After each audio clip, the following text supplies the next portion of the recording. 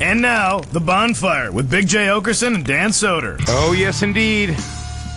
It is The Bonfire. We are back with you. I'm your host, Big J. Oakerson. That man is Dan Soder. I am a man. I'm a full-grown man. I'm a man. I'm a man. I'm a man. Remember, do you remember the Oklahoma State coach that flipped his shit during a press conference? And he goes, I'm a man. I'm 40. You ask me a question. Wait, is that the one? Now we're gonna. That's how we get in the rabbit hole, man. We have ideas, and then remember the coach that walks by his first thing at the press conference is walking by and just goes, motherfucker! He spikes down the.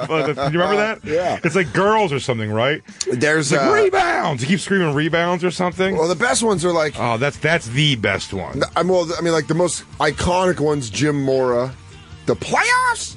Playoffs. You want to talk about playoffs? But then there's the motherfucker slam. But to me, I'm a man. I'm 40. Mike Gundy. That's who did it. That's the one I'm talking about. Yeah, with the we have to find Mike Gundy on. We got to find this on YouTube. This dude losing it. Those coaches getting so wrapped up. By the way, just in case you're just tuning in, you're like, why the fuck did these guys jump right into this? That's what this show is. That's what happens. We're two comics. This is Comedy Central Radio, and they're letting us talk about whatever the fuck we want to do. No, the Mike Gundy thing is the one I'm talking about. Okay. Now, the one I'm not talking about is not Mike Gundy. The one I'm talking about is the guy. Yeah. Let's hear this one, too. Because I'm 40. Start that over. I'm a man. I'm 40. That's what happens. So they keep asking his questions to this 19-year-old quarterback, and they like reamed him in the press, and Mike Gundy just loses his shit. And he's like, you want to ask a question? You ask me a question. I'm a man. I'm 40. Dude, we got to find this one with the guy. First thing, you're talking about the guy that slams. Listen, it's an empty podium. Is how the press conference starts, and the first thing he does is walks by and spikes his clipboard down. He's like, son of a bitch! Like he's just screaming out of the gates. It's so fun. He's not it's a girls basketball coach. So female basketball coach. Yeah, I think you're talking about. I think I know what you're talking about. Yeah, you have to say it's like press conference, coach press conference. I mean, it has to be in there. It's so it's the most. He loses it.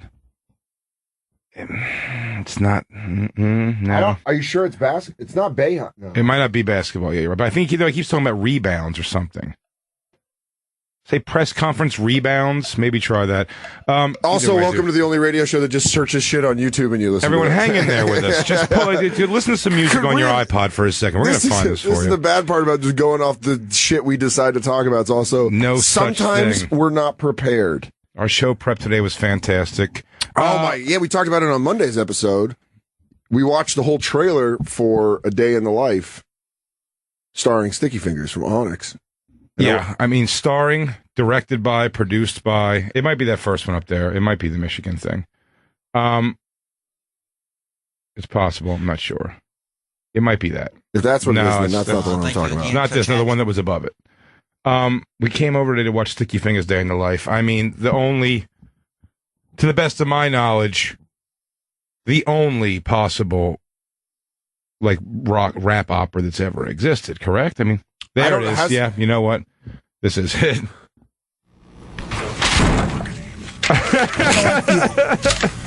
Damn sick and tired of getting out rebounded. Kevin Borsberg. 25 offensive rebounds. First time we block out, we get called for a damn block out. People. Start that over. I've never seen this. The guy, when he was first walking, dude, he does. By the way, start that again. That's how I feel. Again. This is what it is it's just an empty podium, and he just slams his clipboard. That's how I feel. Damn sick and tired of getting out rebounded. 25 offensive rebounds. First time we block out, we get called for a damn block out. Hold on. Pause it, Lou. This is me every time we play NBA 2K16. Oh, okay. So now there's no such thing as offensive rebounds anymore. We get out-rebounded, and I'm sick of it. God damn it. This is how it is. This is when my roommate walks in and I'm losing in video games. That's how it looks every time. The coaches, it's a real specific personality. Like I remember playing Cub Scout softball, and this coach of one of the teams, his name was Sam. He lived on my grandmother's block. He literally like had a heart attack on the field. Yeah, well, that's like just when you watch screaming at a third base coach. I think fucking Cub Scout softball. But I think I had that temperament. Really? I think he just didn't want to be cheated. He goes, "No, you're cheating these boys out of something." You're like, "It's fine, man." We're all getting pizza afterwards. Half of us are eating water ice in the field. I was just fat and hoped the ball never came to me. I want oranges at halftime. Dude, I won a game for us, like a big one. Line drive coming right at me, and pure panic just threw my hands up, and it landed in the glove. It was amazing. And I wasn't a bad athlete. That was just like too young. I wasn't good at sports yet at all. You were like Scott. I got good at sports. I was just, when I was really young, when I was like but 8, like 9, 10, 11, 12, I was more of like the fat kid trying to play. And then I learned my strengths. Like I could rock a fucking kickball. Like we didn't even get a new ball. You better bring an extra kickball because I'm blowing this one up. So you were kickball fat? I was kicking. You're like, how would you describe Jay's body? Yeah, definitely kickball fat. I was totally kickball fat. Like you could fucking get it over a fence. Oh, you know what I was? I would get so excited for kickball that I'd try to kill the ball and miss. I was that kid. And then it would like bounce. Charlie Browned it. Yeah, but it would bounce off. But it would bounce off like my foot into my knee, and then the pitcher would catch it, and they'd be like, "You're out." And I'm like, "Fuck, I was gonna kill that thing." Like, oh, dude, I'm roofing this thing. Yeah. Hey guys, someone's about to get a face full of leather ping, of rubber ping. When I net this thing, and then it's like poink, and then just up in the air, and the pitcher would be like, "Go back." But you ever get embarrassingly hurt when you were a kid and had to like walk it off? That's horrible. You know what's worse than being embarrassingly hurt? When you hurt someone else and then try to fake an injury so no one gets mad at you. Oh, my shoulder too. Yeah, I took my buddy out in like middle school. He's like, my knee. And I was like, yeah, it's crazy because my ankle hurts too. We're pretty much even. So I'm not the bad guy in this. All right. You fake your own injury to not feel bad for creating an injury? I just started acting like Nancy Kerrigan. Just, why? I think I kicked I rocked the kickball off a girl's face or two and then had to feel bad when she was like just flattened by it. There is not a better sound in the world than a rubber kickball off a face of a human being. I think I got it. Yeah. It just, the way it reverberates. Yeah. Then they have, if you get it hard enough, they have the ridge marks from the kickball, from the rubber on their face. God, the grip. Yeah. You got grip marks. And his face is gross. You fell asleep on a remote control. Dude, that was like, I used to think that was the funniest thing when people get hit in the face with a kickball. Then I remember in high school, I watched a kid take a line drive from a baseball, and I was like, oh my God. That was the change in life. From a baseball. Yeah, he caught one, and I was like... Baseball is, weirdly enough, for playing, my most scared to play a sport. I got baseball. I played it a lot growing up, and I played it on like organized teams. That was one of the only sports I ever played organized, and just afraid of it. I was always happy to be right field. I was always happy to like. I was a good hitter, but even now as an adult, in thinking back to it, I'm like, how the fuck did I just stand there waiting for a 70-some-mile-an-hour ball coming zipping at me? We were almost opposites because I was decent in the field and terrified of batting. Because I got hit in the ribs in Little League. Oh, that's a meat too. Yeah. Yeah. And I remember this kid, Trayvon Rice, was just throwing heat. Was he wearing a hoodie? Yeah, no, he wasn't. This was pre-hoodie day. But he had no control. And he just fucking hit me in the ribs, and I made that noise where you're like... But then I couldn't cry because I had no wind in me. Where I was like... You go back to the dugout, and everyone's like, this pussy. You're like... Never batted the same. Oh. I got so bad at batting that my mom was like, I'll give you $5 if you get a hit. I was like, oh, really? Jesus. Jeez. All right, lady. Try to give you incentive? Yeah, but in a shitty way. In like, you suck. I remember playing basketball one time, and I think I was on the same team with my buddy John. My buddy's in the military. Yeah. Still friends with him. I've never met John. I met John's wife. Yeah. And we all met John's wife, I mean, you know what I'm saying? I know. Those are long tours of duty. No, man. I got to do my part. He's an American hero. No, they're a lovely couple, and they're great. But I remember when we were younger, he used to get allergy shots every week in his arm. I guess what a dork. I know, what a geek. I guess it hurt. They hurt, and one time I scored, or he scored a basket, and I gave him a congratulation, like slap on the arm, like, great shot. And he goes, ow, and just like punched me in the stomach as hard as possible. Just fat kid, and I just had to walk away like, Yeah. And then also the sadness of like, why would John do that? He's like 2 years older than me, but we were friends. Yeah. And that was a weird gap even in school to be friends with someone That 2 feels grades like- younger than you. That feels like And 10 just getting years. punched in the stomach was so like, I would really walk back just like, I remember just walking slow. He had his young man strength. I think I had a shirt with Bugs Bunny and Tasmanian Devil wearing Colorado Rockies jerseys on. I know exactly which one you're talking about. Yeah, you do. We all got them outside the Philadelphia Zoo. Did it have it with their backs or on your back? Yeah, but they were also dressed like Crisscross. They were wearing. Of course they were. I referenced that shirt on stage a lot. It's a real good white trash shirt. That's a shirt that my mom would go to sleep in. My mom would still have it, everybody. 844-COMEDY-9 is the number to call. Also, 844-266-3399. Our alternate number. You get on the air faster. If you got, I don't know, a great fucking coach story. Or a failing at kids. I used to fail I would get so embarrassed playing sports. I cried one time at a wrestling tournament, and a dad made fun of me. Really? Yeah. Another person's dad? I didn't Not have your a dad. dad. My dad wasn't around. He was already gone. Yeah, Gary was fucking slamming Bacardis and Cokes in his OP shorts, listening to Buffett. My dad was having a cheeseburger in paradise, not watching his son get pinned on the mat in 2 minutes. You're having a miserable time. Some guy's rubbing his unitard dick in your face. I've been here all summer. It goes to me like, get up, Dad! Get up! I'm like, I can't get up. It's I think you're having the worst moment of your life. Keep coming back to hamburger and hairdo. Yeah, he says, Dad's just getting shit faced while I'm learning a lesson. Hamburger and hairdo. The duality is just like, my dad's like, She goes to the guy dropping like Macho Man elbows on your sternum. please make it Sailing away. Yeah. Hey, Roger, give me another double. I wonder what my kid's doing right now. Just having my face mashed in a ringworm mat. Please, guys. Okay, just take my money. Please, just leave me alone. I said I'd give up.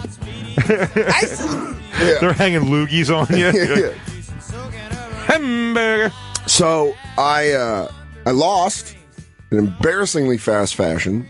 I was like maybe 7 years old, and I'm walking back to the stands to see my mom, and this dad of a kid that was on my wrestling team goes, "There's the crybaby. You gonna cry?" And I was Jesus. like, "Dude, he was a Taekwondo instructor." It was John Kreese? Was it John Kreese from Karate Kid? Dude, I swear to God, I went to high school with his kid. His kid showed up at one of my comedy shows at Comedy Works in Denver, and it fucked with me. Dude, this has been 25 years, and it's still, I saw him in the audience and I freezed up. I was like, yes! I remember his dad talking shit to me. I wish your dad would have talked to him. My dad wouldn't have, my dad would have bought him a drink. But it would have been great if he just had the same reactions as John Kreese. Everything, but your dad just be like, hey man, come on, mellow out. Let's all just have a Corona and hang out on the boat. And he's like, you're a pushy little bastard, aren't you? But I like that. I like that. Yeah, my dad's a drunk Mr. Miyagi. Hey, baby. He's like, listen, you fight Dad in the tournament. You want Dad, you get him in the tournament. Why don't we stop fighting? Come over. I think I've mastered the ukulele. Yeah. Hey, buddy, you're talking to the son of a sailor. if anything goes down in Margaritaville, I'll have to come to him. Whoa, man. You guys are harshing my mellow. Danny, shut up for a second. Maybe this guy's right. You got a red I can bum? I'll be honest with you. Little bastard is coming off like a bitch if I'm being correct. This beer's colder than the other side of my ex-wife's bed, brother. Sit down. How do I know? Because the mountains are blue. You tell me you're going to beat a guy that's going commando and corduroy shorts? Shit. Oh, here we go. We got to fix our screen. We can never read those names. Adam in New Mexico. What's up, dude? Thanks for calling into the Bonfire. What's up, Adam? What's going on, guys? So you had an unfortunate event at a T-ball game? It wasn't unfortunate. It was funnier than hell. In hindsight, but that day was terrible. And I was always just a little bit, a little bit better, a little bit stronger, a little bit faster than everybody growing up. Oh, all right, big dick. Look at it. Oh, this Pretty guy's cool. Start crushing pussy 12. calls him a serious shot. No, I was at 8. I was doing one-arm pull-ups by 7. I had a dick bridge of hair by the time I was 10. There was this kid that we went to the same school, and it was like fucking a rivalry, basically. And so, like, my first year of T-ball, first game, his dad drives this big lifted F-350, just a douche-mobile. Oh, man. That reminds me. All right. I go up to bat and hit it off the little tee there, right through his fucking windshield. No way. You hit a home run? Yeah. Wait, hold on. Are you like... Were they like doctoring your birth certificate so you could play down a couple of years? No. You're just jacking dingers off a T-ball thing? We came straight from mustache wax. Yeah. I was 16 playing T-ball. Put my hips into it, knocked it clear over to the next county. Went over, got sucked off by my girlfriend. Yeah. I was at the time. I think I was on probation, but playing T-ball. Can't remember. It might have ran out by that point. I was on my second son, and I was playing T-ball. So what? So you hit a home run through the guy's windshield? Through the windshield, and he's pissed. And I don't really know what's going on. I see the guy's dad and my dad like arguing, and my dad's like, "I told you to move it. I told you to move it." Next thing I know... Don't you understand? My son's got freak powers! I told you my son was rocking homers all day. You wanted to park your fucking queef mobile right in the line of fire. Just because you got a tiny dick parade going on in the parking lot, I told you my son hangs dong and drops bombs. Told you he's swinging for the fences, motherfucker. Yeah. You parked right at it. I said I'd pitch to him. That would at least give your boy a chance. So your dad and his dad are arguing in the parking lot. And I'm born and raised in like a smaller town. You know, there was like 3,000 people. So they got in a fist fight. That's all everybody talked about for like 2 or 3 years. And then Who won? Who won the fight? Oh, my dad beat the shit out of him. Was it bad? Like, was it like one of those ones where like you had to start crying and yelling, "Dad, stop," because it was like just like that noise? Dad! You fucking kill him, Dad! You fucking kill him! Oh my God! I'm gonna teach you, son, this is what you do to your enemies. You're stronger, faster. You're better. And then you guys left in his car. And this truck is now yours. Just kick out the rest of the windshield. It's my truck now. Your wife is my wife now. So your dad beat his ass. Yeah, he pressed charges. Then it got real. Yeah, it got real. Okay, so what did he get? Did he get regular assault or aggravated assault? Well, it went to aggravated assault. Oh, you broke bones. And then he sued him civilly. Oh, wait. Hospital bills paid for. Until they got OJ. Yeah. He got OJ. They went the old Goldman route. But wait, you're saying that, so your dad got aggravated assault and also lost in the civil court? No. The aggravated assault got thrown out because there was like witnesses. The other guy threw the first punch. Perfect, so self-defense. Okay. But then he tried to sue him civilly for the hospital bills because he cracked his eye socket. Oh, broke his orbital bone. Your dad's badass. No shit. It's on fucking hooks. Yeah. That's power from the feet. Feet up. That's feet up. That, turned his hips right into it. Just popped them. Just snap. So then what happened? So then your dad did he lose the hospital bill? No, he didn't get in trouble. Okay, good. So we grew up, playing baseball, basketball, football against each other. And then I think it was 10th grade, or it may have been my 11th grade year. He went to a different high school, and we're playing basketball, and he goes in for a layup or something. I swatted the shit out of it. And he got up pushing, so I hit him. And then next thing I look over at my dad and that guy are fighting in the stands again. O'Doyle rules. Dude, you guys are the O'Doyle rules. Yeah, dude. Your family are the O'Doyles. I love it. I love your family's just got a lineage of bullying one family. He's our arch nemesis. Every 10 years we got to scrap with him again. I love to think that this guy's at the grocery store with his wife and they see Adam, and they're like, "What happened?" He's like, "He matumboed me in sophomore year." It goes back to when I was 5. Then he just pinged it off. So who won the second fight? Who won the rematch? I didn't get to see it. I beat me and his son. His son was bigger than me. It was pretty fair. Okay. I didn't get to see what happened with my dad and his dad. God damn. That's what a legacy of fistfights is. One family. And What's you live in the town. What's that West Virginia movie, the McCullough and whatever? They did that miniseries on it.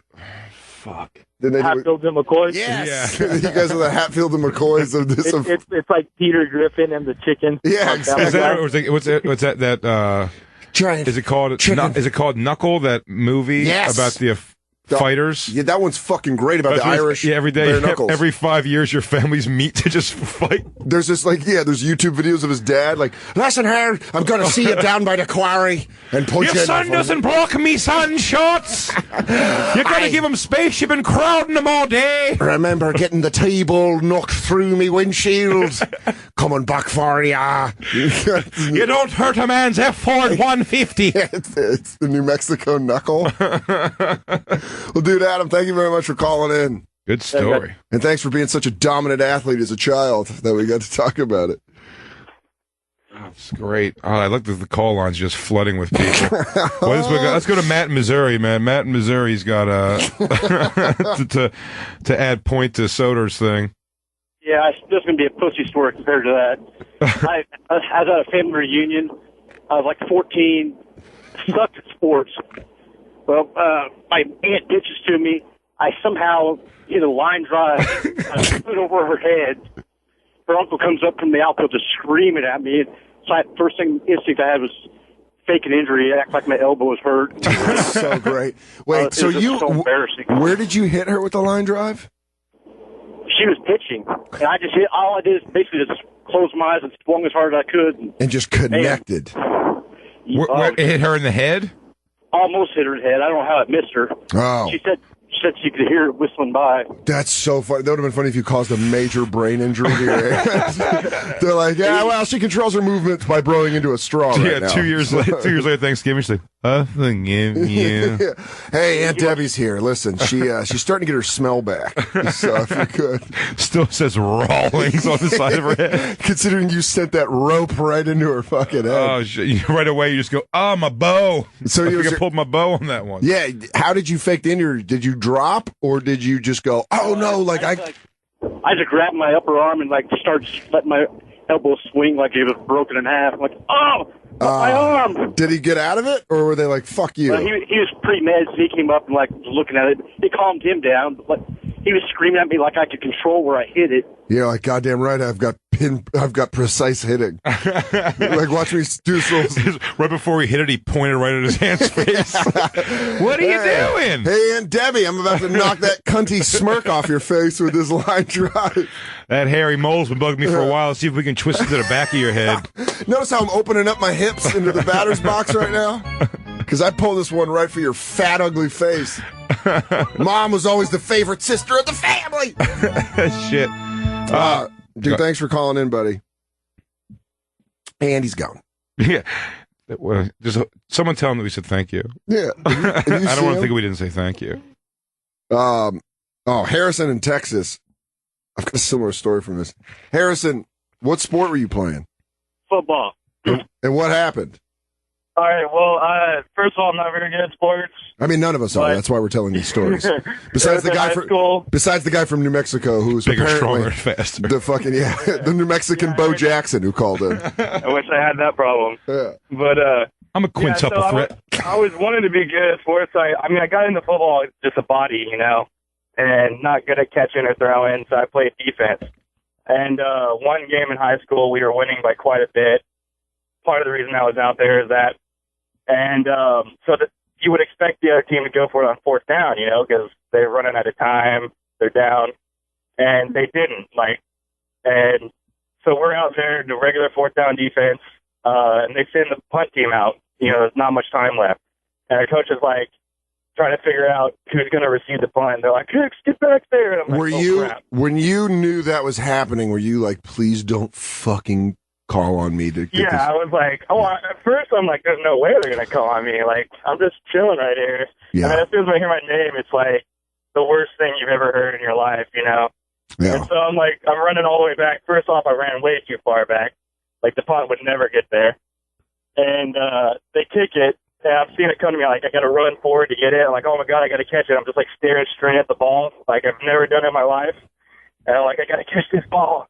And so, like, I'm like, oh, of course, there's got to be people coming. I had to run all the way forward to get this ball. And so I fair caught it. I, like, did a little he did a hand goofy wave. Yeah, he gave the hand wave. And I, like, fell down and, like, didn't even really catch it, but, like, kind of got it, like, on the ground. And then I look up, and there's no one for, like, miles, like, on either team. And I'm like, other man, like, 30 yards, not even touched. And in your moment, that was the most probably pressure-filled moment of your entire athletic this is also Texas, where that shit is like, the stadium's filled, right? Yeah. Yeah, no, for sure. I almost did the same thing when I was playing Little League football. They kicked an onside kick, and I thought it was like a punt where you can just let it lie where it is. And so I was like, no one touch it. And it's an onside kick, and they're like, fucking grab it. And I was like, no one get near it. And they're like, it's a fucking... boxing at the whole team. Yeah. Stop, leave it alone. Yeah. Let it figure it out. Yeah, I was boxing it. And then another teammate of mine just pushed me onto the ball, and I got it. And they're like, That's fantastic. Thanks, Harrison. Thanks for calling in, Harrison. Yeah, and, no problem. hey, at least you caught the fucking ball. Yeah, that's true. You got it. There's nothing better than, like, dads who take kids' sports. I'm almost lucky that I didn't have a dad in my life to flip out of it. Oh, dude. My dad couldn't have given a shit. I remember my dad, the only thing he did that was ever kind of like, hey, here's your manhood lesson, was kind of dicky. He took me out back and said, show me how to punch. Yeah. And then just punched me real hard in the chest like a bunch of times. Wait. And I'm like, what the fuck is wrong with you? Have I never heard this story? He's like, no, you gotta turn your hips into the punch. And he just punched me in the chest like 3 times. So he used you as a human punching bag? Yeah, by the way, I didn't learn how to throw a punch. I didn't really learn how to take it very well. Yeah, I was like, come on, man! How old are you? It's like 17. That's so like great. 16 or something. You're a young man, and he's just walloping you in the chest. Take me aside. He goes, you think you're bigger than your old man? No, he didn't. No, he didn't do that. But it was Oh, like, God. I think it was one of those, like, Yeah, I'm gonna dick show. swings. Here's how a man punches. Yeah, I mean, it wasn't like trying to knock me out, but he was definitely throwing punches where you're like, all right, father, Yeah. who I'm not super even close to. I was kind of worried about my mom's boyfriend because he was in shape, and he used to make me. I've told you about the swim meets before, right? Yeah, it's one of my favorite things. Have I ever told you about that, Lynn? You'd have to go Saturday morning. So my mom's boyfriend, when I was in middle school, he joined a 55 and over swim league. And every Saturday morning, I had to go sit in an indoor pool and watch my mom's boyfriend in a Speedo swim the 4x1 and the butterfly. Was he nice and hairy, though? No, just smooth like a seal. Really? But guess who wasn't? The other guys in the league. A lot of hair, right? Ah, dude, there was nothing worse than Joe walking up to me, breathing hard after he swam. And he's just in his little Speedo, and he's like, did you see that? I was swimming anchor. And I'm just sitting there, like, sweating, fully clothed in a fucking indoor pool. Humid old man balls everywhere. And you just see, like, he used to wear these white Speedos, and his dick was just like a little snowball of awful. It was just like this. And my mom was like, yo, look at his body. It's getting great. And you're like, yeah. Really? Hey, She said that? Yeah, you're like, hey, lady, I used to have to I eventually just sat out in the car. I gotta help him tie that dick in a knot to fit in those Speedos. Ooh, I'm gonna go get my fuck seal on. I'm trying to get my fuck seal. Ooh, looks like some celebrating Pizza Hut. Dude, it was all like older dudes swimming. That's all it was.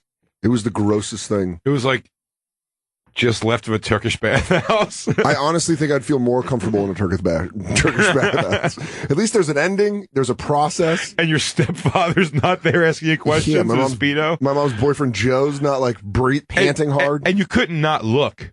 No. At his beef the whole time. Yeah, and I'm like 11. Yeah, you have to like take that in the whole time. I used to have to start fooling my friends to sleep over, so then they would have to go with me to the swim meet. Oh, really? My friend Byron would by the way, we gotta wake mad. up stupid early. Like, dude, you want to sleep over? My mom says we can rent a video Sega Genesis game from Blockbuster. And they're like, awesome, we're going to order pizza. Also, 5 a.m., you got to go watch swim. 5 a.m., you're going to be locker room about eye to dick with a bunch of 55-year-olds. You cool with the smell of chlorine? Because you're going to have to be. Tomorrow's going to be brutal. Indoor swimming. Yeah, it's the worst. We're going to take a break. You're listening to Bonfire, Comedy Central Radio, Sirius XM 95. Oh, it is midweek Metallica here on the Bonfire. I'm Big J. Oakerson. That is Dan Soder.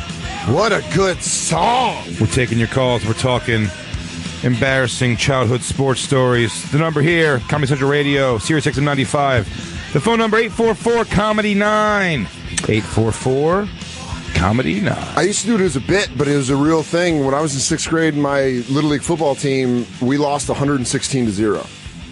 How much? 116-0. In basketball? Football.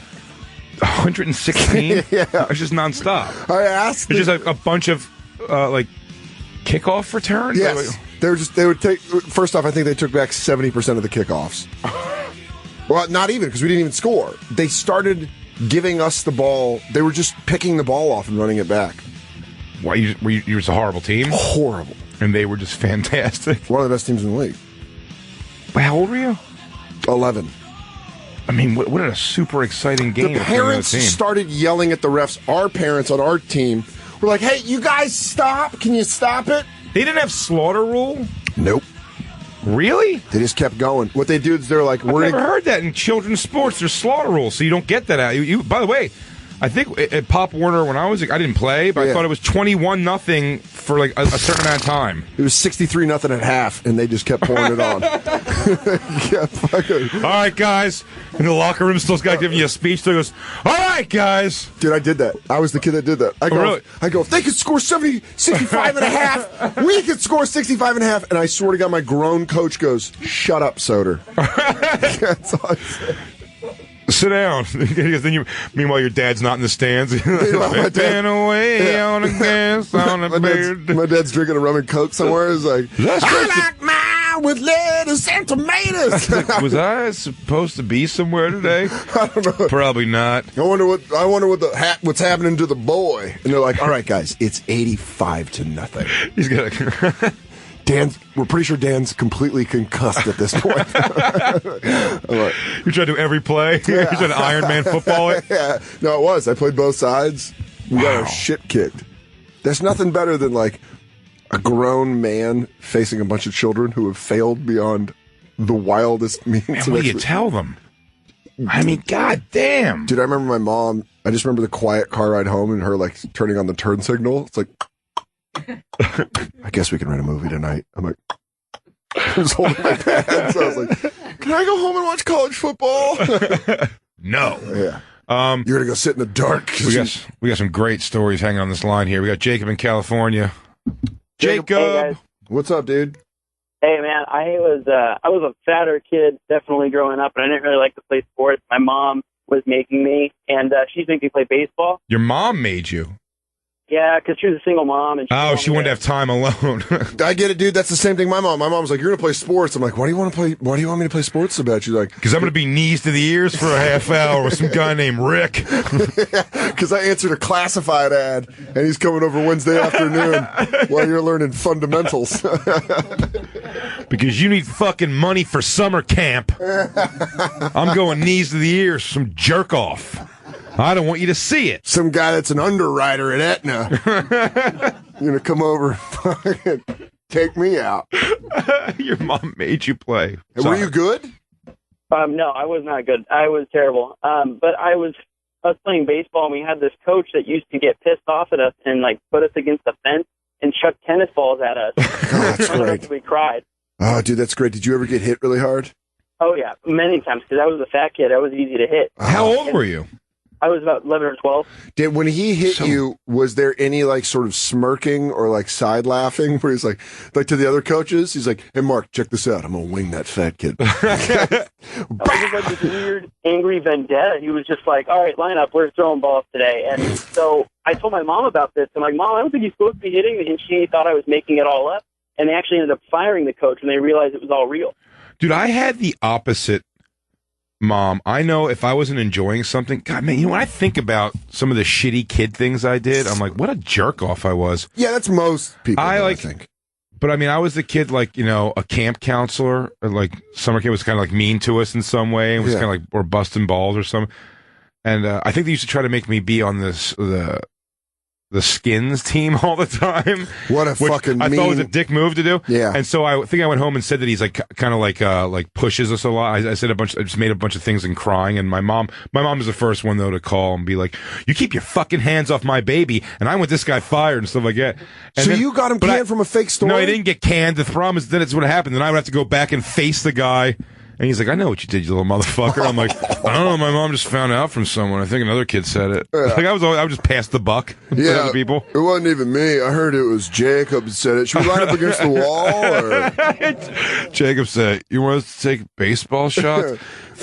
Whip tennis balls at your back." I bet when he suggested it, he couldn't believe you guys just didn't ask questions and lined up. He's like, "What? This is gonna be great." These kids, I'm gonna get so much frustration out. He just fucking throwing knuckler sidearms. I'm gonna do it. Someone give me a hot. I'm gonna turn two. Turn two. Just scoop and throw. Yeah, that was a bare hander right into that fatso's lower back.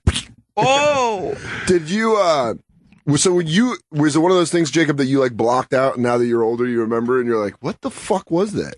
Oh no, I never let my mom forget it. I still hold that over her head to this day. Dude, that's so great.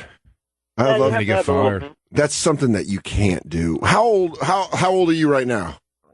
24. Okay, so this is about 11 years ago, 12 years ago. Oh, it ain't that long ago. You could probably find this coach. Oh, dude, that'd be great. Find him now. Yeah. Find him now. Just grab a fucking can of Pen 8s. Just go out there and bounce him off his face. Yeah, or go get one of those tennis ball machines and just set it up outside of his house and just fucking like the end of Rambo Part 2. Yeah. Just hold it. Yeah. Do you remember this? They're all gone. He starts naming his little league team. They're all gone. They're married. Ferguson's got a wife. And then, he come back here. I got little parts of all over my fucking body. The little kid asked him if he wants a shoe shine. Says he's gonna shine his shoes real good. Thanks for calling in, Jacob. So fantastic. Alex in Houston, the Texas football stories are always going to be the best. Yeah, because it goes back to I don't want your life. Yeah, exactly. I want to go to university. You're going to play football, homo. Now wing that fucking pigskin. Varsity Blues was one of them. Are you taking dancing classes after school? If I find you writing iambic pentameter upstairs instead of doing up downs, you are out of this fucking house. Alex, what's up, man? Sorry to disappoint you, but this was in high school in Michigan. Oh, God damn it. Well, get the fuck off our show. We were terrible. And we were practicing extra points one day, my senior year, and I was holding.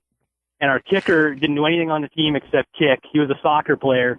Oh, and I knew a couple of those.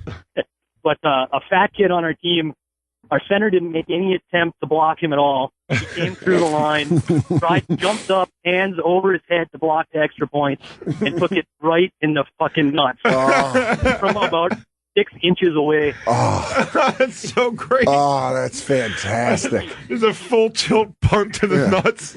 Like, I love the thought, did the kicker get where his leg is up in the air? Where it's completely up? Yeah, there should be a picture of that somewhere. And just some fat kid just going up like that. He made a horrible noise. Just. Now it's a little fat kid. A bulldoze. Squee. Goggle. Gobble. His mother's dead, bud. Mother's dead, bud. Oh, dude. His mother's dead, bud. Oh, man. So what happened? Did the kid just go down into a heap of humanity? Yeah, he went down and threw up all over the place. Yeah, I mean... Crazy. And, everybody on the team was rolling. There were only about 20 of us. We were just rolling around laughing. The coach had to call his mom to come get him. No. That kid did that. There's no way that kid got laid in high school. No. There's not a chance. Threw up. Then you get to laugh at when you add fat guy to everything. As a fat guy, I know this. It makes like everything worse happens. Also, do you know what I mean? It's like blah, blah, blah happened, and he was sweating through his shirt. Not It's like only stuff like that, So his leather exactly belt. thing. It's like he threw up probably a ton of food. Well, like, he also got cried. Mom came. It's also really funny. She's fat. Fat guy food, like a whole waffle that came out, where it's like like Scooby Doo throw up. You throw up a made sandwich. And then he's got a backstory where he's like, you gotta understand, for 2 hours, equipment manager couldn't find him pants to fit him because this fat piece of shit. That's it. It's always the You know what I had? It goes, now, dude, one of the factors, too, I played organized football for just Hell Week. I never made it to a two-a-days? game. Yeah, I never made it to an actual game. I stopped after that. But there's all those things like everyone grab a jersey. For right now, we got to, for practice jerseys, and then we got the real ones coming for the season.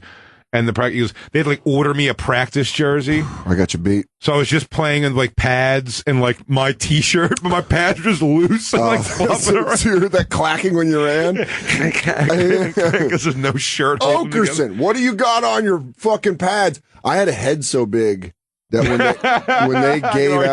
when they gave out helmets, the equipment manager would see me coming, and you just hear him sigh. He'd be like, oh, fuck. All right, here we go. What do You screaming as you're ripping it over your ears. But my ears are getting folded onto my head. Blood coming down your neck. Are you okay? You feel Soder, good? 2nd and 5. Huh? Yeah. They would have to let air out of the helmet to get it on my head. I'm pretty sure that helmet wasn't even protecting me at that point. It was just a shell of plastic. It's like an M&M shell. Crack the thing, your brain's right there. It was a candy coating. Fused to you. Yeah. A candy coating on your head. It's a great one. Alex, thank you, my friend. I'm sorry. The best part of the story, if you want to hear it. Sure. He had to go to the hospital. Had surgery on his balls to bring the swelling down. Missed the entire season. He couldn't play. Oh God! Yeah, if you're not fat, having nut surgery in high school is a rough go. Yeah. Oh my God! They had to zip his balls back together. Oh, they probably had to do a surgery splint to keep his belly up so they could operate on his balls. I want the kid to call in with an update. I just tell me something good about your life. I want to hear, did something good happen for that kid ever? Hey guys, what's up? It's Oliver. I was his teammate in Michigan, and some things have turned around and then gone south again. After several unsuccessful surgeries, the left testicle has died. I am constantly having to wear what they call a ball sling. I keep my balls in a sling. They cannot hang on their own, for the pure gravity of my testicles will rip them off. If they get below 85 degrees, I will go into shock. I am not allowed to take any sort of commercial airline or mass transportation due to my testicles being in such mangled shape. Shitting in general hurts. I remember the vomit, mostly, because I had just had a Reuben sandwich that came out perfectly formed like I had not chewed it. The seeds did not agree with me in the bread. Turns out that was my only forte into football. Good God. Dude, I have a story very similar to Quint in Atlanta. So we get a word from Quint. Quint. Hello, Quint. Yeah, how's it going? Pretty good. How you doing? Pretty good. So, what did you do in high school? Well, you played football. Yeah, I was in high school. Freshman year, I was on the B team. Hey, me too. Your baby junior varsity. I was on the B team of the linebacker. freshman team. yeah, basically. It's where they teach you the fundamentals of getting your ass whooped. Yeah. You're a scout team. I was scout Right. team. Yeah. I was a linebacker, and a buddy of mine was a wide receiver. Our coach was hammering us about keeping the long catches, from getting behind us. So he told us we're not done with practice until we can stop long passes. Well, buddy of mine goes up to catch the ball, and I clipped him right in the hip as he was up in the air. He flipped around and came down on his arm and broke his arm at the elbow. Shit. Did you fake an injury because you felt bad? Well, I felt bad, but it didn't seem right to fake the injury because I was laughing as he came down. So. I mean, you're a sick son of a bitch. You gave a fucking villain laugh as you broke. You're still spinning in the air like Ninja Gaiden. You're like, woo! Keep spinning, Carnival of Pain. So how bad was his arm broken?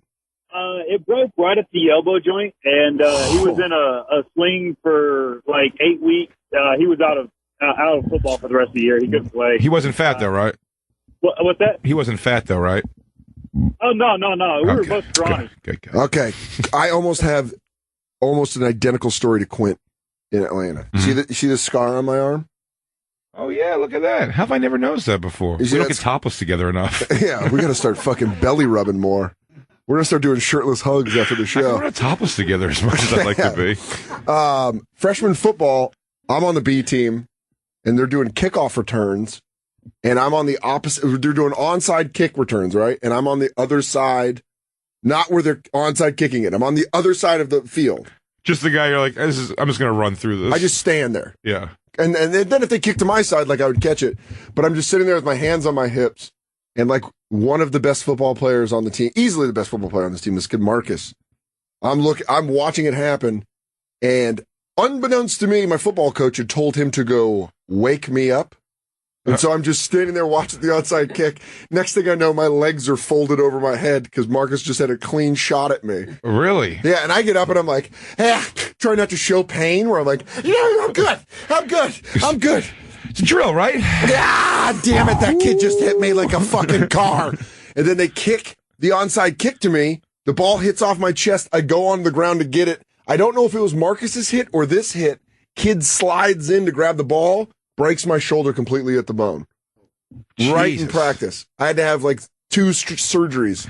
I thought you had a similar story. You weren't going to be the victim of that. No, I think by the time you broke a guy's arm, now when you just got beat up by Marcus until your arm broke. He was so good. That's what you say. He was good. He goes, he was that good, man. Yeah. Broke my arm right at the fucking shoulder. It was sick, amazing. You know what's crazy? I wanted to be friends with him more after that happened.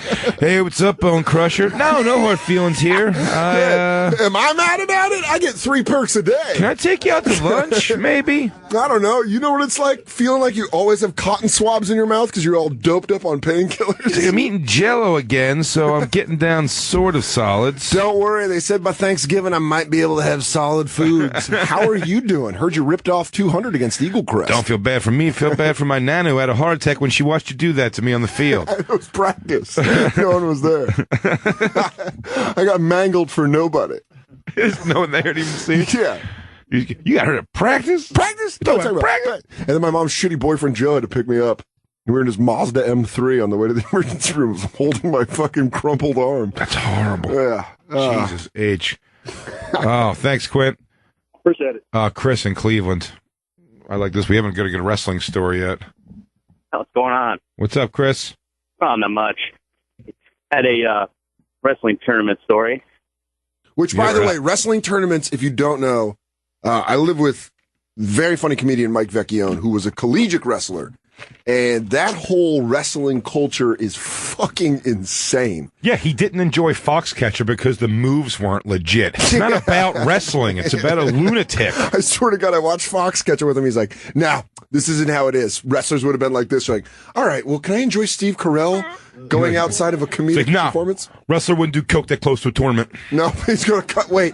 Oh, that adds a different weight. That's drug weight right there. You can't cut drug weight. They show him eating a sandwich. I don't buy it. So you were a wrestler in high school, Chris? Yes. Oh, do you still? Yeah, do you have weight issues now as an adult? Oh, hell yeah. You do. You really do. Yeah. I don't binge and purge or anything like that, but I'm fat as fuck. But I'm fat as fuck. Really? You know, it's funny. They told me in high school. I hate the backhanded compliments of coach. I really do think coaches are the shittiest people. Coach came to me, wanted me to do wrestling. Yeah. And I was like, I don't want to do wrestling. I said, I look ridiculous in that outfit. I really don't know what I'm doing. I'd rather not do it. He goes, man, your size is great. He goes, you know what's great? He goes, you'll be super heavyweight.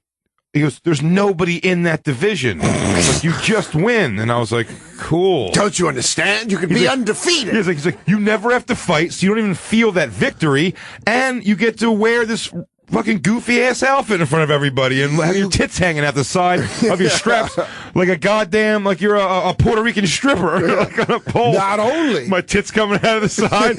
I belong to you. Hi, puppy. Hello. You want me to dance for you? Oh, you see my areolas hanging out. I love not only You like? you get to wear this sexy old-timey bathing suit and be unstoppable in the super heavyweight division. You can take pictures in very bad angles with your arms out. Ah, I'm gonna get you. We're gonna call you King Kong Oakerson. We're gonna have promo shots of you with chains. He goes, on. most of the tournaments you'll go to, you won't have to fight because there won't be anybody to fight you. But He goes, then you if- just get the win. But then if you did get the fight, I hope the announcer of the tournament will go, Jay Oakerson's gonna fight? Jay Oakerson's gonna fight. Doodling. Doodling. So, Chris, what happened at your high school wrestling tournament? Didn't happen to me directly, but we were watching a match one of our teammates was in, and he was wrestling a kid from another school, obviously, and he got his shoulder dislocated. Oh, like Mel Gibson in Lethal Weapon? Yeah, but like worse. Okay. But how bad was it? Was it bad enough that the entire crowd was like, "Oh shit, that kid's arm's done"? Oh, you were like, ooh, like it was a unanimous. You know what? He just nailed the crowd sound. He just nailed it like without like. Some people would try to force that and be like, "No, the crowd was all like," but he just goes, "No, the crowd was ooh," and you're like, "Yeah, I could hear the whole crowd doing that." Instantly. So his dad comes off the sidelines, just going ape shit and calling him a pussy, and you can still wrestle through the pain. Wow. And the kid's like, Dad, my shoulder's out. My shoulder's out. He did some, he didn't know Lethal Weapon, ran into a door jam kind of thing. Yeah, of course. He did some quasi, Karate Kid. Yeah, Miyagi shit. Did he clap his hands together and go? No, he didn't want to put his hands up. He just went raw dog in and just butt fucked his shoulder back. He raw dogged. He just butt fucked him back in his shoulder. Being okay. Oh, no Jim hat on this one, my friend. I'm going in raw dog. Why don't we move that singlet to the side? So he pops it back in right on the side of the mat. The kid squeals. And so, I mean, he's like half crying, half, and his dad the whole time is just friggin' up his ass. You push, you can wrestle through this, come on.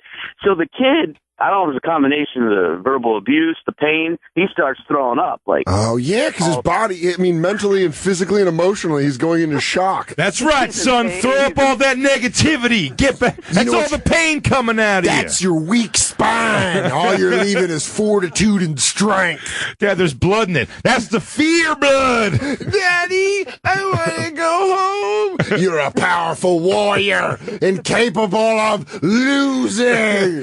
Dad, everyone's watching it. You were born for this. If I'm gonna butt fuck you in front of all these strangers, you're gonna be a champion. So these are all the pussy demons leaving your body. Get them all out. Welcome to my deep dick exorcism. So what? So the kid, he's throwing up right there. I mean, he couldn't even make it off. No dignity, right on the edge of the mat. So they have these little, cleanup crew kind of half-tard kids that run around and they have mop buckets and stuff for cleaning up. Yeah, cleaning up blood and other bodily fluid. They got pretty insensitive quickly. Tard kids need a job. These fucking, these fat tongues come out there. The tennis scorekeepers that are off season, they're the athlete crew. So they got them coming in, and the guy, I swear to God, he says, "No," he says, "Get back." Gives the kid the mop bucket. He can clean his own mop. It was like Children's Services, I'm sure, was called by. He made his own kid clean up his emotional puke? Yeah, he did. If you're not going to fight, you have to clean up your own puke? Oh, what kind of car ride was that, homie? What kind of man lets a retarded boy clean up his puke? You're going to let this half-brain clean up your puke because you're not man enough to win a fight where you've lost an arm? Beat it, Rube. My boy can clean up his own puke. Why don't you go lick the walls? My boy's got this. Everybody from just Arkansas. These are all stories that happen in Ohio and everything else, which I love. Yeah. That is, isn't it crazy, man, when somebody is like textbook something Like, that's textbook mean dad, but it's not even mean. It's like textbook dad. That's his life sucks. He needs his son to, but it's almost achieve for him. Living vicariously through him. But it's just like, but how can you be such an obvious? It's hacky. You're like a hack. Like an obvious stereotype and not see you're doing it. Yeah, that's such a weird thing. Let me guess. I'm gonna take a couple stabs at what this man looked like, and I want you to tell me if I'm right, Chris. Hamburger in paradise. Wonder what the boy's up to. Just quit, Daniel. Just quit. Daddy, I wish you were here. How do you tune a ukulele? Funny question. I wasn't not, but just in the Navy. Cooking up cheeseburgers in paradise. I'll cook. Chris, did the dad have a mustache? Oh my God, he did, dude. Of course he did. Like 1982 Chicago PD mustache. Okay. Big and burly. Here we go. I'm going to fucking nail this one down. Did he have muscular forearms? He did. Was there a lot of hair on them? Can I take a guess at the dress? Absolutely. Is he wearing, but he's wearing sort of a tight collared, like polo shirt. Golf shirt. Golf shirt tucked into jeans? No, he had. But that's close. No, you're close. You're close, man. Here, if I can, let me just hold on. Let me take a second stab at what Jay's saying. Golf shirt somehow involved with the team, high school or team on the shirt into a khaki shorts. No. Fuck. Oh, you're right there. Khaki or collared shirt. Yeah. From like a car dealership. I don't know if he worked for. Of course. Great. Tucked in to running pants. Oh, running pants. Shit. The classic wrestler dad move. I should have guessed that tucked into the run, like the windbreaker pants, Yes. Right. Tearaways without the buttons. You know, oh, man. Yes, I do. We call them swishy pants in Philly. Was he aggressively chomping gum while this was all happening? No. Right. He was very Mike Ditka-y, but didn't have the gum popping. Heavy cologne. Yeah. Didn't get that close. Oh, I bet he smoked Winston's. Paul Malls. Yeah. He had to go walk back and forth so he could calm down. Pacing like a silverback gorilla. He's like, well, I don't know if fucking my boy couldn't fucking lose. And they're like, hey, Dale, I saw how you treated your son in there. You're going to need to apologize to some of those parents. I'm about to make you clean your puke up out here, motherfucker. Oh, you want to tell me how to raise my boy? You want to come out here and tell me how to raise my boy? Bounce it off his chest. Bounce your butt off his chest. The sparks fly. You got the minerals to come out here and tell me how to raise my boy? I'm going to tell you what I'm going to do. I'm going to kick the fuck out of you. Yeah. You want to have an encore tournament out here, motherfucker? Yeah. Ding, ding. This is my ring. My ring's out here. Do bell. Dude, you're the best, Chris. I thought they were filming an after-school special or a Lifetime movie because it was just so textbook. Like, that's fucking great. And then when the kid got in the car with his dad and drove away, did he look back through the back window at all you guys with his hands on the window? Take me with you, Chris. You know who that boy ended up being? Phil Donahue. That Richard Ramirez, the Night Stalker.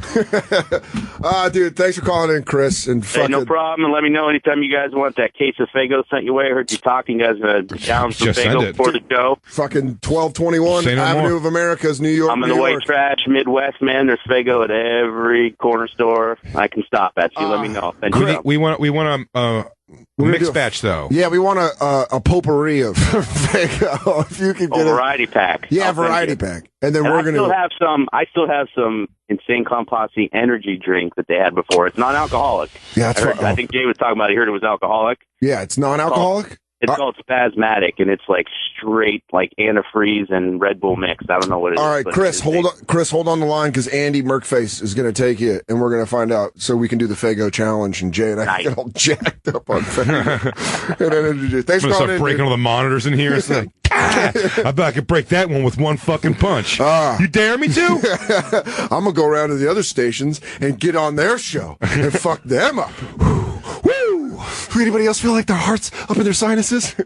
We got some more good ones on hold here. We'll get to some of them. Man, we always find a topic, man, and we just roll. Got the goddamn pit. Holy shit, we got to take a break, but we will be right back on the Bonfire, Comedy Central Radio, Sirius XM 95. We'll be right back to the Bonfire with Big J. Oakerson and Dan Soder. James Hetfield, You are good at music. It's the Bonfire, Comedy Central Radio, Sirius XM 95. I'm Dan Soder. That's Big J. Oakerson. Mid-week Metallica. Midweek Metallica. All Metallica today. Yeah. That'd be great if Hetfield being abusive towards his son playing a sport. Hit the ball. Yeah. Yeah. The number here, 844-COMEDY-9. Also, that's if you're dumb, the faster line to get call in is 844-266-3399. Man, the sports calls are Here's the deal. in. Because I think a lot of times in our culture, like fantasy football and all this shit, and like Hard Knocks, I watched that last night, and there's all this stuff where it's like great athletes and people admire and all the thing, but fact of the matter is, most people blow at sports. I blew at sports. You weren't good at sports. No. I appreciate sports. you not just assuming I blew, though, and saying that for you. Like, I'm not going to say you blew, but yeah, I wouldn't probably weren't say good that. sports. I didn't say that. I would say you admitted enough to let me know that you weren't. Yeah, I mean, I was fine. I was good neighborhood player and everything. Yes. I wasn't an embarrassing athlete at all. That's what I was saying. I wasn't terrible, but I wasn't awesome. Depends what it was. I mean, the tears I would have cried if I had to do like cross country running. Oh God! There was a fat redheaded kid I grew up with named Benji. He had it all going against him. But I remember he joined. He was completely in full mental capacity and good health, other than being like a heavy kid. And I remember when he joined cross country, like to do it, it was like the neighborhood like retarded kid just like decided he was going to like run across the United States of America or something. He did the Forrest Gump run? Yeah, I mean, he joined and everyone was like, "You're doing great. We're so proud of you for trying." And he's like always like. Every week he would like finish like an hour after everybody else, but he just like, but they were like, but he finished every time, and they go, and that's something, that's an accomplishment. But I'd argue, no, it ain't. It's not that much of an accomplishment. Hey, Jake, Benji, I just got done running. Just got dirt on his face. Did you know that after mile 5, your body will collapse if you don't have the cardiovascular shape? You talk about the runner's high, I can't find it. I looked all over those woods. I believe what I'm having is a deep, deep cramp. Incapable of shaking this cramp. I drank some water and that hurts. Why does water hurt? Why does water hurt? We're made mostly of it. And I keep sweating it out. I think probably, realistically, football and wrestling are the two, like, where you're going to get the most verbal abuse. And also just like the dads who were like, "Don't you be a sissy, ninny." I'd say football, wrestling, and hockey. Oh yeah, I always forget about hockey because it's figure skating with sticks, but it is indeed. It's a tough. It's a tough sport. I mean, look, dude, I'm terrified. If you want to have a good laugh, yeah. If you want when their timeout, if you want to leave here one day, I'll go over with you to Rockefeller Center, and you'll get me on that ice. And I'm telling you, if you just want to film it. Or Periscope, whatever you want to do. I can't let go of the side, and I can't even do that. I use it, and I push. I just grab whatever the wall, and I just pull myself along. How about this? I am terrified of it. I'm terrified. How about this? I, too, do not know how to ice skate. So. Do you know how to roller skate? No. Me either. I'm terrible at it. I can't skateboard. Me neither. I can't. Okay, so, all right, perfect. Here's what we're going to do. When they open Rockefeller Center, which is a stone's throw away from where we are, we will have Christine film a race between you and I at Rockefeller Center. One rotation. 3. It's not exaggerating. It's going to be 45 minutes. And that's fine. That's fine. Okay, it's fair. That's fine. Your ankle's going to hurt. You're going to think it's a bad. We have to sign something that says we're going to do 3 revolutions around that thing because I'm telling you, after the first one, you're going to be like, I don't want to do this anymore, but we'll have to. Yeah. And that'll be funny, ultimately, to film us getting pretty wired up. Yes. I don't know if Christine can even ice skate. Maybe she knows. She doesn't have to. She just has to stay on the outside of the rink. And no, it's better to have somebody in there really getting deep. You can ice skate? She can. She can ice skate. She said. Christine says you can ice skate. All right. Well, then what we'll do is we will take bets from the audience after the fact, and we'll play it. And we got to have some sort of a prize or something of some sort. We'll figure something out. I mean, we got about a month or two, so. But that is going to be. People are asking for bumper stickers. Should we make bumper stickers or some shit for the bonfire? That is we should talk to Comedy Central about that. That is going to be classically funny. I mean, I'm telling you, it's genuine. When I get out there, as soon as I get them on the skates, I'm going to be like, I don't know. Merkface Andy played hockey his entire life, so he'll be. We'll have 2 camera people. No, I don't want to learn. I just want to go suck at it. Yeah, you think we want to get good, Andy? You fucking asshole. Why would we want to get good at it? Just me out there gliding like angels. I'm going back skating. I'm all, hey, Jay, really feel like Chris Chelios, mid-90s at the Blackhawks. What's the song from Ice Castles? What do you get when you fall in love? What do you get when you... Yeah, all right, well, it's on. We'll have the fucking first ice race. First ever Bonfire ice race. If we have time, we should just try to figure out. We'll have to get all the logistics, but if we can go out there in ice skating suits, would be great too. Speed suits, like Apollo Ono, speed suits, or just like with the helmets. But I'm thinking more one piece, like flare bottom, like flare bottom. Are you talking figure skating? Figure skating suits. You're not talking speed skating. No. Fuck that. We need speed skating. We're not speed skating either way. So let's go wear something nice. This is Ice Castles. I just twirl you around. Hey, what's up? It's Dan and Jack from the Bonfire. If we can get a private rink for a while, we should try to organize a dance routine. Which if it never happens, just constant falling. Welcome to the Bonfire on ice. You know what?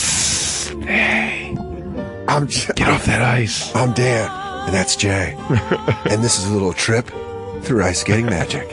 Looking through the eyes of love. I had a lonely mom for a few years. About that? Yes, she watched all those sad sack murders. She watched like Sleepers in Ice Seattle? Castles. No, not even those. Like Brian's Song. I just like to watch movies where she would cry.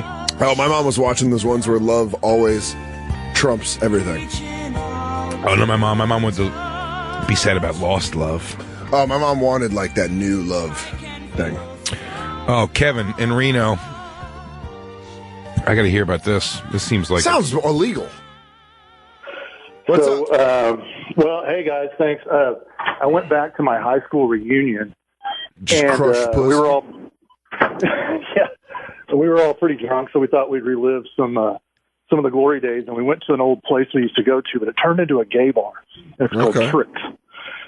And when we get in there, it's like 1:15 in the morning, and we want to dance. But when we get in... we want to dance? So we go to a gay bar because we just want to dance. We want to dance. We just want to dance and sing and fuck each other. You're like, what? You guys went to the right place. Well, the secrets come out over time, right? So, but we get in there, and we pay our cover, and every person in there's about 7 people, is a transvestite and just dirty, smoking like GPCs. Okay. Mascara running down their face, pockmarked faces, and they're watching high school boys wrestling tournaments. Well, I mean, what makes you think they're not appreciating the athleticism of Greco-Roman wrestling? I think maybe that training coach is a rival team. Yeah, she could watching film. Yeah, maybe she's in the bar cutting weight, just spitting into a shot glass. The thing that makes me that was a little bit disturbing about it is they were so engrossed they never moved. I mean, like there was just I swear there's drool coming out of one person. Yeah, if they had they were anchored by their boners. Yeah, if there was like a hot Swedish teenage pillow fight sport, I would be fucking glued to my seat watching it. Well, and the thing is, I think this is professionally done because it was looped and it had like fadeaways to the next tournament. And it was just all really. Oh, you think they were playing a hits, like a greatest hits of boys wrestling? Yeah. Oh, yeah. And it was on a big screen TV. It's all straps breaking and split ass. All the convenient mistakes. It's a blooper. It's a sexy blooper reel. Kid's got his dong all like canned up around his belly button. Wait for the highlight. The next clip's really going to get you jonesed up. Gentlemen, get your girl boners ready. Watch this. Here comes this next clip. This is at 175 pounds. That's Marco Sanchez. No hair on his body. Watch what happens to this singlet when he goes for a suplex. Oh, it's revealed he doesn't wear underwear under that singlet. Ooh, that's a close 2 count. And the pin goes to us. Well, thanks for calling in. Yeah, thanks, guys. Thanks, Kevin. And you should probably report that place. Yeah. I think what they're doing is fucking... As a treat. Yeah, as a treat, like it's a fucking dog snack. That's fucking really funny. Dude, I want to talk to Ron in New York. Yeah. Ron. Is this... Ron, what's up, dude? What's up? Hey, is this a real story? This is a story from, I was actually captain of the JV lacrosse team at the time. All right, big dick swinging, captain of JV. I don't want to toot my own horn, but you know. Toot toot. So yeah, we had two really unique lacrosse players in the team at the time, and there were no cuts on this team. Yeah. That's how it is sometimes with like when like a sports team doesn't have like they're not good. My daughter just made the lacrosse team, and there was only one cut. And by the way, if it was her, I'd have just walked. Oh, I just walked away from her. I'd have walked away. That was it. If you're the only person cut from a lacrosse team, there's only one cut, and it was her. That'd be brutal. I wouldn't be. I at least wouldn't go to parent-teacher con. You're not seeing my face at school again, for sure. Like, aren't you the dad of the girl that got... But she made it. So that kid can suck a dick. So you had no cuts on your team? No cuts. And so one of the guys, he lost his arm from a little bit below his elbow down. Him and his buddy around the woods making dumb little pipe bombs. And he decided to pick one up, and so that's how he lost in high school. By building pipe bombs? Listen to Marilyn Manson. Yeah, what is this? Is this the IRA fucking lacrosse team? His name was Dylan Klebold. His name was, he was fighting for Northern Ireland. Turns IRA. out, yeah, it's the IRA. Turns out the IRA's lacrosse team had lost a couple arms over the fighting with the Catholics. And their bombs and their guns in your head. They are fighting in your head, and they're dying with the bombs and their guns. So he had one arm, and he got his arm blown off by a pipe bomb? Yeah, he decided to pick it up, the one that didn't go off one day. Oh, man. I bet he tells the story way more descriptive than you do. Yeah, I like that you're... The pain was I almost like excruciating. I like Ron's apathetic retelling where he goes, I don't know, dipshit picked up a bomb or something, lost an arm. Blew it to smithereens, to the best of my knowledge. Yeah, he got noodle arm after that. Just a bunch of shit hanging off. So you had a one-arm lacrosse player.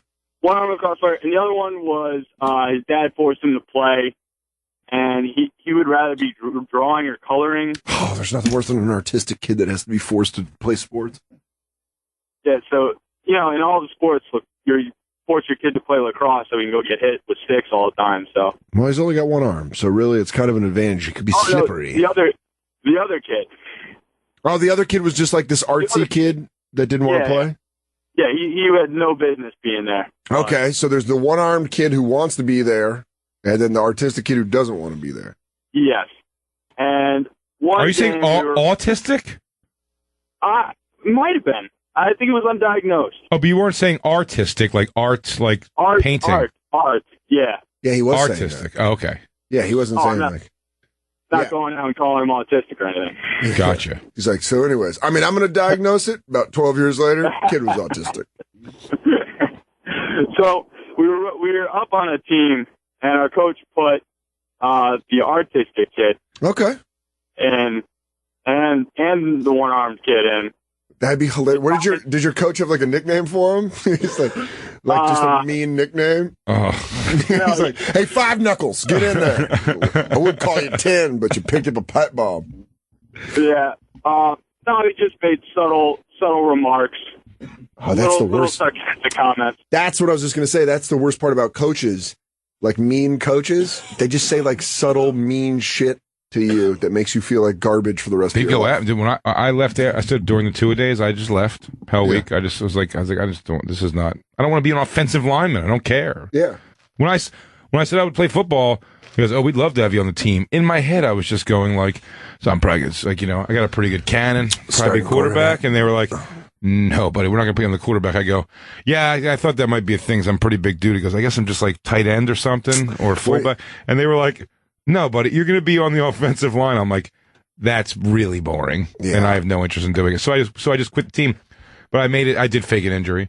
You did? What did you fake? I did have bad knees. I still do. I have like pretty bad knees. So I just like, I could have played through it and just muscled through it, but I didn't want to. Sorry, coach. And then they just called, so I actually had a medical excuse. Like I actually got like thing from a doctor saying I couldn't play. Yeah. But they still like, they would like, I mean, with that, they're not even being like, sort of okay, like would call me faggot in the hallway. What? Yeah, not you know, they'd whisper to you. What? Knees, Grown men. Grown men, dude. Coaches would say this. But I'm telling you, those are the same people that become possibly cops. And they always teach something worthless. Like I was like, I do social studies. This is called a subway transit system. Yeah. Now get out there and play some fucking football. Here's what I teach. Strictly body science, health science, how to eat properly. Now, number 2. Wash your dicks after you piss. Now get on that field. I want you drinking water till you're peeing clear. And also, I'm going to damage your psychological intake of yourself for the rest of your goddamn life. Why? Because I played at Colorado State from 1966 to 1970. He's always this video of that one game he played good in. You know who I tackled? A young Roger Starbuck. No one cares. It was practice, but game the business. And then we became buddies, drank beers. So you're saying, so Ron, so these two undesirables, we'll call them. Yeah. They get into the game. They get in the game, and it's a play set up to allow one of them to score, essentially. And they were doing the same thing like when a kid has a brain tumor and they want to make him feel like a good athlete. It looked like one of those Make-A-Wish videos. Almost. Oops, I missed you. You're wide open now. Oh, look, you just. They still stand there. You're like, run, Elliot. Just run with the ball. And then, cut to 45 minutes later. Goes, run. We all want to go home. We stand there. You just stand there cheering. Yay! I just ran a touchdown over the Atlanta Falcons. I got the ball. They're like, just run. Just go. Go. You got to get in the end zone. It's how it works. Yee, whoopee. The end state of the story was that the one-armed guy got the goal. The guy that killed Richard Kimball's wife? Yeah, exactly. It was a one-armed man. And so the other guy, he was a little angry about it. The artistic kid? Line after the game, and in front of the coach and half the team, goes up and says, well, at least I have both arms. Oof. Oh, I can't believe it. Not cool. Not cool, artistic kid. No. He was super serious, and then the coach started laughing. Oh, that's really fucked up. Jesus. That shows your coach mentality. The artistic kid. The artistic kid's like, by the way, I haven't learned how to channel my rage into my poetry yet, so I'm just going to say this to your face. I'm going to go paint. I'm going to go paint with both hands. He goes, I'm going to go paint. I'm just going to try painting left-handed tonight because I can. And then you know what I'm going to do? And then I'm going to toss it to my right hand just to put a little flavor into the painting. You know what? I'm going to paint with my right hand, drink a soda with my left. So I guess that's not what you're going to be doing today. The coach is like, the half a queer's got a point. It is funny to watch you run around. You know what, Ninny? Sometimes you're all right.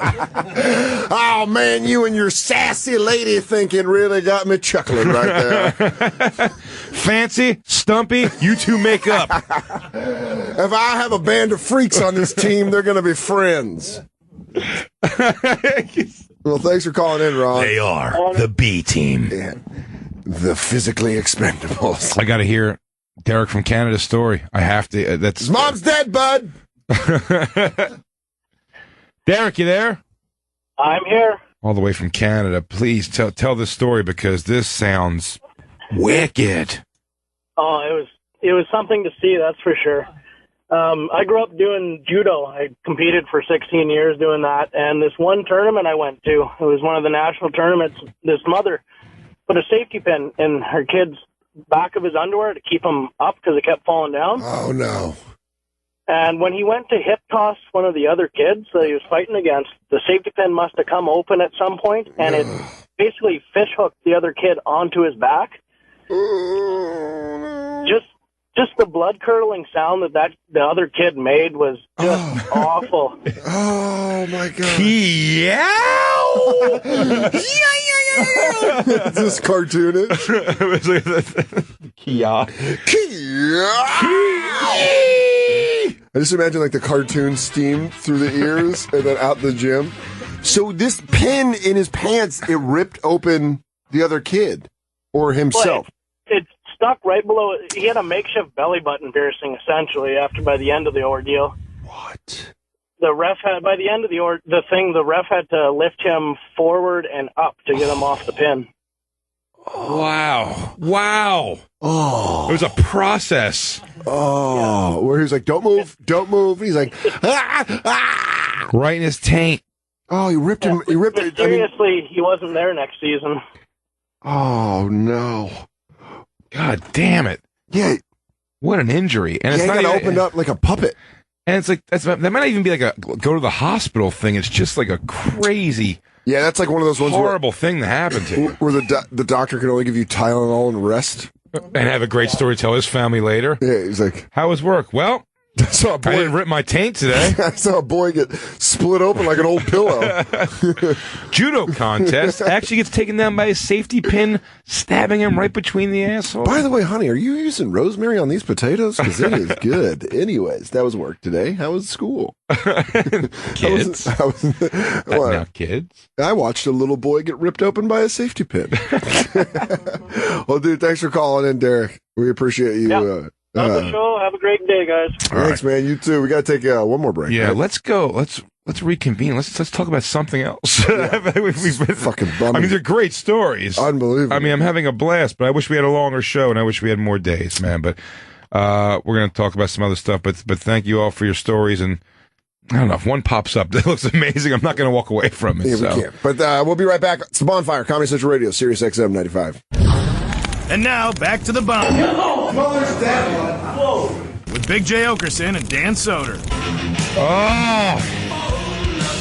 Midweek Metallica, right here on the Bonfire. I'm Big J. Oakerson. That is James Hetfield Soder. That'd be awesome. I would love to be named after James Hetfield. James Hetfield Soder. Your dad's in the corner going, thought of that. I heard metal up your ass, and I immediately named him that. I got spit on during this show by James Hetfield. By James Hetfield, you said. This song, right? Yeah, I was in Tucson at KFMA Day, the old radio station I worked at, and I was already living here, but Metallica was headlining. So me and Vic, our buddy, Vic Garcia, we headed back to Tucson. We got fucking backstage passes, and we sat in the guitar tech booth. Yeah. And while he was playing this, he spit above his head, and it hit me. Sprayed you. Sprayed me. You didn't care. No, fuck no. You're totally cool. I was like, this is fucking awesome. You saved this water bottle. I was like, spit in my mouth, bro. Spit in my hand so I could beat with it later. I want to beat off possibly the greatest frontman. You're big Metallica. I saw Metallica Million Decibel March in Philly. The big outside show. It was pretty great. Ooh. Pretty great. Ooh. Oh, you just peeling down for me? Is this your song? Oh, this is my song. Let's do it for me. Oh, I got to take my pants off. I got to put my comedy club pants on. The comedy club and pants? Comedy club. Why now? I don't know, because after the show, it's a different energy. Right now, it's time to do it. Yeah. I hope your dong falls out of the pee hole in them bitches. Nope. No? No. Button flies? Come on now. Dude, I didn't know. I bought them online. Good for you. How many times have you seen Metallica live? Once. That was it? That's it. Oh, they're pretty great. I've seen them a few times now. You and I, one of our favorite music videos of all time. Yeah, we talked about Easily is off the Garage Inc., which is their cover album, where they did all covers. They covered Bob Seger's Turn the Page. And it's one of the greatest. A 6-minute video. They put out a 6-minute video for a song that's not 6 minutes. Starring former retired porn star Ginger Lynn, I believe it is. Is that right? And if we can get a picture of her up, man, go get it, Lou. She used to be. Lou, go get the scent. Lou, you got the smell? Go get the scent, bloodhound, Lou. Internet bloodhound. Bring it back, Lou. Bring it back, Lou. Bring it back. Bring us back that information, Lou. Oh, she a good boy, Lou. She was hot when she was young, man. Yeah, man, Ginger Lynn. She has little perky titties. Yeah, when she was young, man, she was something else. So she starred in the Turn the Page video. Yeah, and by the way, she's not an ugly older woman. No, I'd toss it to her. But this video is just morbid. Yeah, it's pretty fucked up. If you've never seen the video, we're talking about Metallica's Turn the Page. Follow along at home. Well, it's not obviously not Bob Seger's, but wait, restart You it. got to back again because there's so much. They add so much drama to the. First of all, the song literally is about on the road performing. Yes, it's about performing on the road. Yes, I don't think there's even an implication that we're talking about back alley stripping and prostitution. In no way. I don't see how you could make the leap to this song being about prostitution. Yeah. I just don't see how you could do that. God, let's hear what she says. Let's hear what she has to say for herself. I've always been an exhibitionist. I've always, I guess I would say yes. I always wanted to be in the entertainment business without really realizing it. It just cuts to her doing stand-up. And I am now. She's like, hey, how you guys doing? Ah, there it is. And you know what's funny is like, it's a really depressing story of a girl doing prostitution and stripping, which is not far from her actual life. Well, here's the thing. And then it cuts to the motel she's living in, and it's her and her baby girl, her daughter. She's not a baby. She's kid gets it. She's taking a dump. I mean, it just shows a little girl taking a dump. She's an 8-year-old little girl, maybe. 9, 10, possibly. Yeah, 9 or 10. And there's just a bunch of cigarette butts. And she's like, morning. Now, and she's doing the mom sleeping in the big T-shirt. Now, this touches Soder, because that was a lot of mornings with Trish. Dude, the big T-shirt? Your mom's picking her butt and trying to get you. Making me fucking scramby eggs. She's walking downstairs. Mom, can I put the kitten in the backpack? Joe left for swim. He's not here. He's swimming. Can you take me to school? It's free swim down at the rec center. He's working on his butterfly. Do you mind giving me a ride to school? So then it shows her and the little girl.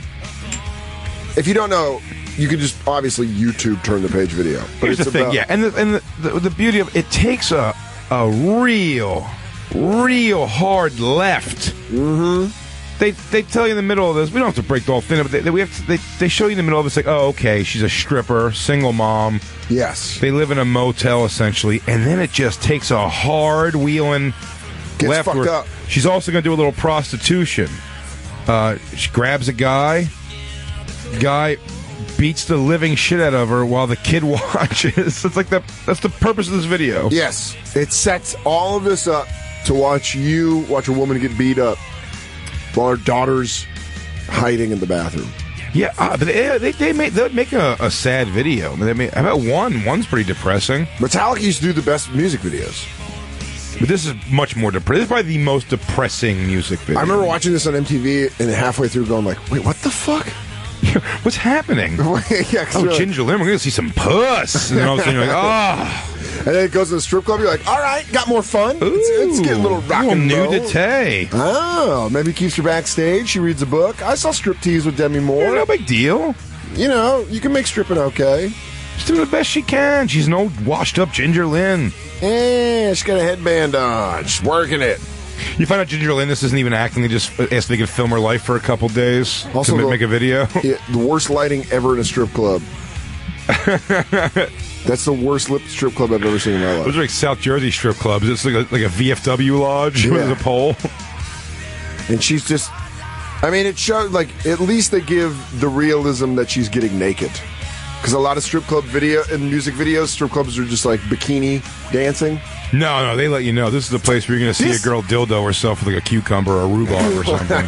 It's the vegetable from the farmer's market across the street. Just go pick up some fresh veggies.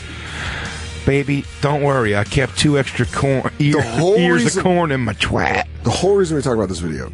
Oh, wait. So this is where it gets real. It's where it gets real because of the interview. Yeah. You know, the daughter just having a little siesta after a long days of stripping. The night's probably over. Yeah, the daughter falls asleep. You're like, oh, this is cute. She puts her in the closet. I do it for the money. And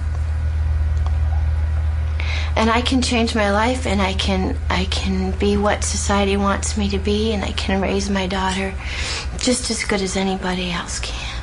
Wow. Now, Yeah, give me goosebumps. Yeah. It's because you think she's talking about stripping, but it's not. It's because she's prepping to go out behind some truck stop. Yeah. She's going to a fucking truck stop. She's going to hook. You didn't know she was going to hook. The daughter, by the way, completely out. By the way, she's a 10 times hotter hooker than she is stripper. Yeah. She picked a better dungaree outfit. I mean, all jeans. That Canadian tuxedo on her looks mighty fine. But then brings the John back to the hotel room, which, by the way, why can't you just get another hotel room? Just make it, and then that's where it gets weird. Yeah, and then he just beats the gets shit abusive. out of her while the kid's sort of watching. It's a depressing thing. It ends weird. It goes nowhere good, but it's like very... I'm not sure what the message was here at all, because she's like, I can raise my daughter better than anybody else can. Like, it's clearly false. Yeah, no, you can't, though. And at the end of the video, there's no, like... You'd hope maybe like the end of the song is just a knock on the door from Child Protective Services. Yeah, that's how it ends positively. Is her we have to take her away. I'm sorry. The daughter being put in the system. Ah, she's all jacked up. There's just no relief in that video. I'm surprised someone signed off on that. This was like that fucking mid-90s. It's a Requiem for a Dream. Yes, it's like that mid-90s. My life all over again. I would make the exact same choices that I've made. Boom. There you go. Just no fucking positive. That's the happy ending. You're like, I feel terrible. And you're like, oh no, this whore deserves it. Fuck you, pig. You think that's what I hope your kid gets beat up next. They're gonna be like, how many are they making this likable? I like that Race Wars is just standing outside like we're gonna end early. Fuck them. Fuck them. They'll wait. Well, we're done. We're friends with them, but fuck them. Fuck them. Fuck them. I don't know whose idea that was to make that music. I know we're talking about a music video, but that, by the way, is 20 years old, legit. I think Garage Inc. came out in 96. Really? It's a fucking 20-year-old. Makes me feel, oh my God, so Ginger Lynn's way older than that now? Yeah, she's not even that broke prostitute. The dungarees would do nothing for her now. Jesus Christ. I don't know. Still kind of We have a picture of her right now. Right now, I have her holding up a picture of today's newspaper. Tell her, if you're listening, Ginger Lynn, Periscope me. Yeah, I want you in right. FaceTime me. I will give you my phone number. She is old. Young, man, she was fantastic, though. She was probably one of my favorite Lynns. Remember, everybody was a Lynn? Yeah, there was Jamie Lynn. There was fucking Amber Lynn. Amber Lynn. How can Amber Lynn had man face, though. No shit. She had a rough jaw. She had fucking. Now she's against porn. It's like, yeah, because no one wants to fuck you. Yeah, because you look like an old crane operator. Who is that? Yikes. Amber Lynn. Oof. That looks like me if I got into a slight fist fight. If you got stung by a bunch of bees in the face. Oh, it's a shame. You know what it is?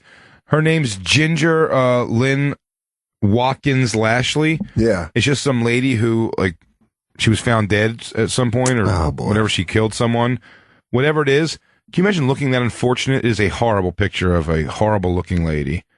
And isn't that a shame to grow up with the name Ginger Lynn? Everyone's got it also points at, it's like if my name was like, you know, like Ron Jeremy Old Oakerson. Spice Guy Oakerson. Like, it's like, you know, some abs motherfucker.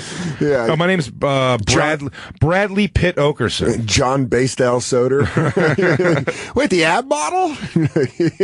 He's just got my fucking. Oh, my name's Jason Solo Flex Oakerson. I don't know, man. I think I would fuck Ginger Lynn now. No, you wouldn't, dude. Yes, I would. Look at those big ass titties. I bet she has a gray mustache. No way, dude. You love those titties, man. Look at those titties. TF. That's right for an Alabama Caesar salad. There's one of my favorites, Christy Canyon. Christy Canyon, great. I don't know. Never mind. Yeah, dude, she's grizzly at this point. But she had her day. Look at her there. She's like everyone's wacky aunt at a barbecue. Won't stop talking to you. Breathing on you. Oh, my God, you look just like your father when he was younger. Oh, my God, I swear to God, if no one was even looking, I'd just grab your dick right now. I remember you would take baths. Dude, my cousin Vicky, her first kid's father was like some Puerto Rican dude, and his mom, she was white, though. The mom was white, so I guess he was half Puerto Rican. Mm-hmm. I forget her name, man, but she was like, I'd go to like, you know, her son's like barbecue or, you know, like birthday party, whatever it was, and they get these really like white trash, like backyard barbecues, and she would sit there and she would tell us how much she would just hit on everybody, like really weird. She'd be hammered and just look just like that, just kind of like just laughing, still putting color in her hair, but just had an awful body. And she's like, but the confidence, I'm always impressed by that confidence of like still like an old like chub, like really throwing puss at a 17-year-old. That's so great. She's like, I used to sunbathe nude. You ever seen that? Would you like to see that? Back at the Fashion Institute of Philadelphia, one time I got 3 dicks in my mouth at once. It was great. It's like a cartoon. I just fit them all. I don't know, man. That it was picture, like 5 cigars. That one picture of Ginger Lynn. No, you can find pictures, but you don't know when they're from. Exactly. She looks like Courtney Love's aunt.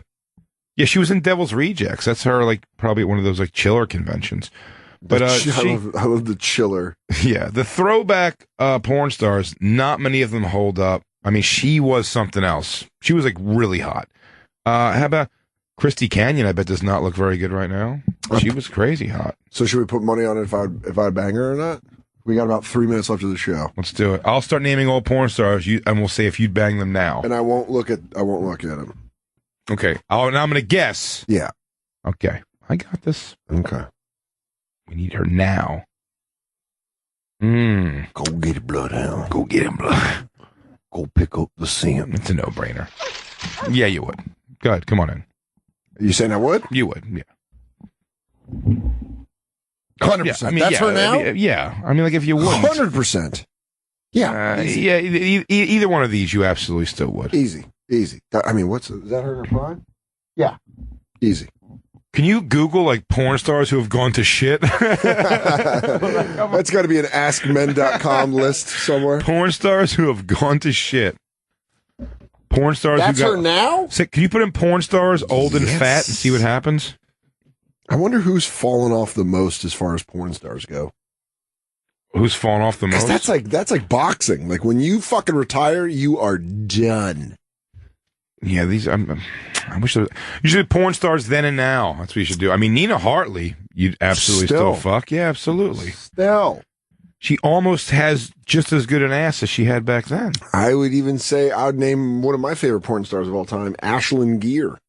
Oh, yeah. Jenna Jameson. That's a great one to just even pick, but it's yeah, that's a tough one. Oofers, man. It's really... Oh, that's cool. There's a whole bunch of them in this little section here of related images. So, Jenna Jameson.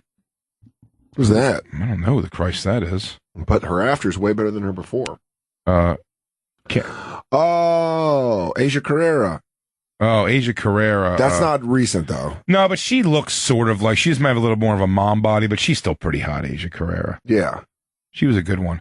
Some of them just get like grisly and they just have no idea what to do. It's all you are. Remember, like, you ever see like an Annie Sprinkle or even Robin Bird, the girl from like the New York station here? Robin Bird wasn't bad. No, during the public access. And Debbie Does Dallas, like she was not bad at all. Wow, look what happened to her. Yikes. I saw that was a thing that was happening though. What's her name? Chasey Lane. Yeah, she got a major drug issue. Yikes. But she was smoking hot. Chasey Lane was like one of the top Vivid girls in the mid-90s. When that was like a first thing. Yeah. Beginning like a contract girl. That was, a contract girl. And that does not look... She looks like the Predator's mom. She's worried where the Predator's going. Baby, get out of that tree. I said get out of that goddamn tree. I told you what happens when you come into these jungles. What the hell are you? Don't talk back to me, you son of a bitch. Your piece of shit father wouldn't have left. We wouldn't be sitting here like this. You're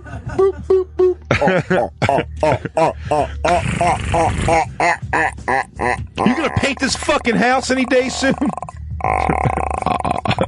You've been listening to the Bonfire. At Big J Oakerson on Twitter, at Dan Soder on Twitter.